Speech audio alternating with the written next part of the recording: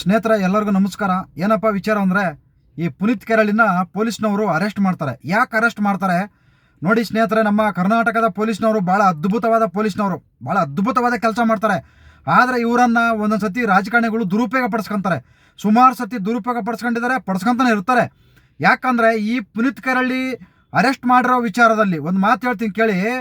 ಪುನೀತ್ ಕೆರಳಿ ಅಲ್ಲೇನು ತಪ್ಪು ಮಾಡಿರಲಿಲ್ಲ. ಪುನೀತ್ ಕೆರಳಿಗಾಗಿ ಅಕ್ರಮವಾಗಿ ಮಟನ್ ತಂದಿರಲಿಲ್ಲ ರಾಜಸ್ಥಾನದಿಂದ, ಗೊತ್ತಾಯ್ತು. ಅಲ್ಲಿ ದೊಂಬೆ ಗಲಾಟೆ ಎಬ್ಬರಿಸಿರಲಿಲ್ಲ, ಯಾವುದೇ ಪೊಲೀಸ್ ಸ್ಟೇಷನಿಗೆ ಬೆಂಕಿ ಇಟ್ಟಿರಲಿಲ್ಲ, ಆ ಜಾಗದಲ್ಲಿ ಯಾವುದೇ ಕೊಲೆ ಆಗಿಲ್ಲ, ಯಾವುದೇ ಮರ್ಡರ್ ಮಾಡಿಲ್ಲ.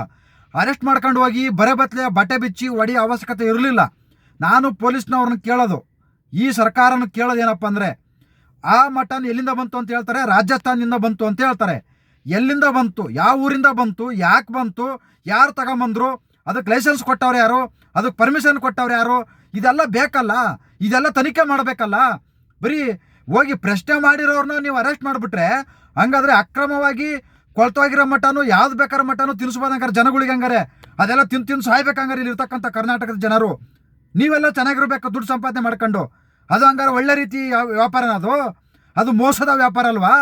ಆಯ್ತಪ್ಪ, ನೀವು ಕುರಿ ಮಟನ ತಗೊಂಬನ್ನಿ, ಅಲ್ಲಿಂದ ಯಾವ ರೀತಿ ತರಬೇಕು, ಯಾವ ರೀತಿ ತಗೊಂಬರ್ಬೇಕು ಅನ್ನೋದು ಗೊತ್ತಿಲ್ವ ನಿಮಗೆ?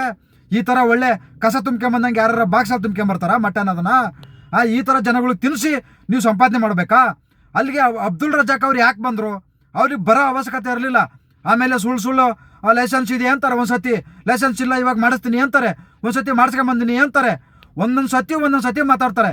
ಆಮೇಲೆ ಪುನೀತ್ ಕೆರಳಿಗೆ ಹೇಳ್ತಾನೆ, ಅವಯ್ಯ ಏನು ನೀನು ಗೂಗಲ್ ಪೇ ಫೋನ್ಪೇ ಭಿಕ್ಷುಕ ಅಂತ ಏನು ಇವಯ್ಯ ಹಾಕಿದ್ನಾ? ಅಬ್ದುಲ್ ರಜಾಕ್ ಏನಾರ ಪುಟ್ಕೋಸಿ ಒಂದೇ ₹1 ಹಾಕಿದ್ದಾನೆಯಾ ನೀನು? ಫೋನ್ಪೇ ಗೂಗಲ್ ಪೇ ಮಾಡಿದ್ದಾನೆಯಾ ನೀನು? ₹1 ಏನಾರ ಮಾಡಿದ್ದೀಯಾ? ಇಲ್ಲ ತಾನೇ, ಸುಮ್ಮನೆ ಇರಬೇಕು. ಬೇಕಾದ್ರೆ ಹಾಕೊಂತಾರೆ, ಬೇಕಾದ್ರೆ ಗೂಗಲ್ ಪೇನೂ ಮಾಡ್ತಾರೆ, ಫೋನ್ಪೇನೂ ಮಾಡ್ತಾರೆ. ನಿನಗೆ ಹಾಕೋದೆಲ್ಲ ನೀನು ನೋಡ್ಕೊ ಮೊದಲು, ಆಮೇಲೆ ಬೇರೆದ್ಗಳು. ನಿನ್ನ ವ್ಯಾಪಾರನೇ, ನಿನ್ನ ಬಿಸ್ನೆಸ್ಸೇ ನೀನು ಸರಿಯಾಗಿ ಮಾಡ್ತಾ ಇಲ್ಲ. ಈ ಥರ ಅಲ್ಲಿಂದ ತಗೊಂಬಂದು ಜನಗಳಿಗೆಲ್ಲ ತಿನ್ನಿಸಿ ಈ ಥರ ದುಡ್ಡು ಮಾಡೋ ಸರಿ. ಹಂಗಾದ್ರೆ ನಿಯತ್ತಾಗಿ ಫೋನ್ಪೇನು ಕೇಳ್ತಾನೆ, ಗೂಗಲ್ ಪೇನು ಕೇಳ್ತಾನೆ, ರಕ್ಷಣೆ ಮಾಡ್ತಾರೆ. ಅವ್ರು ಏನೋ ಒಳ್ಳೆ ಕೆಲಸ ಮಾಡ್ಕೊಂತಾರೆ. ನಿನಗೆ ಅದೆಲ್ಲ ಫೋನ್ಪೇ ಮಾಡೋದು, ಗೂಗಲ್ ಪೇ ಮಾಡೋದು ನೀನೇ ಕೇಳ್ತೀಯ? ನೀನು ಕರೆಕ್ಟಾಗಿದೆಯಾ? ನೀನು ಸರಿಯಾಗಿದೆಯಾ?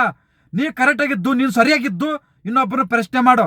ನೀನೇ ಸರಿ ಇಲ್ಲ, ಲೈಸೆನ್ಸ್ ಇಲ್ಲ ಅಂತೀಯ, ಲೈಸೆನ್ಸ್ ಇದೆಯಾ ಅಂತೀಯ, ಅದು ಯಾವುದೋ ಶೀಲಾಕೊಂಬಂದು ಆ ಬ್ಯಾಟ್ ತೋರಿಸ್ತೀಯ.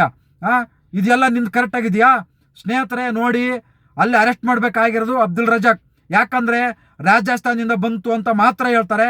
ಆದರೆ ಯಾವ ಊರಿಂದ ಬಂತು, ಎಲ್ಲಿಂದ ಬಂತು, ಯಾರಿಗೆ ಬಂತು, ಎಲ್ಲಿ ಪರ್ಮಿಟ್ ಕಟ್ಟಿದ್ದಾರೆ, ಎಲ್ಲಿ ಯಾರ ಅಡ್ರೆಸ್ಸಿಗೆ ಇದನ್ನು ಮಾಡಿದ್ದಾರೆ, ಏನು 90 ಬಾಕ್ಸ್ ಮಟನ್ ಏನು ಸುಮ್ಮನೆ ಅಲ್ಲದು. ಆ ಥರ ತಂದು ಬೆಂಗಳೂರು ಜನ ತಿಂದು ಸಾಯ್ಬೇಕಂಗಾದ್ರೆ.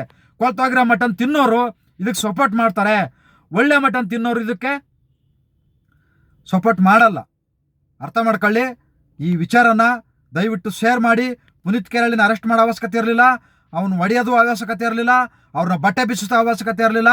ಅವಶ್ಯಕತೆ ಇದ್ದದ್ದು ಅಬ್ದುಲ್ ರಜಾಕು, ಇದು ನಮ್ಮದು, ಇದು ನಾನೇ ತರಿಸಿದ್ದೀನಿ, ಇದು ನಾನೇ ವ್ಯಾಪಾರ ಮಾಡ್ತೀನಿ, ಇದನ್ನು 20 ಜನಕ್ಕೆ ಲೈಸೆನ್ಸ್ ತಗೊಂಡಿದ್ದೀನಿ ಅಂತಂದು ಹೇಳ್ತಾರಲ್ಲ, ಇದನ್ನು ಪೊಲೀಸ್ನವರು ಸರಿಯಾದ ರೀತಿಯಲ್ಲಿ ತನಿಖೆ ಮಾಡಿ ಒಳ್ಳೆ ಮಟನ್ ತಿನ್ನಿಸಿ, ಒಳ್ಳೆ ಆಹಾರ ತಿನ್ನಿಸಿ.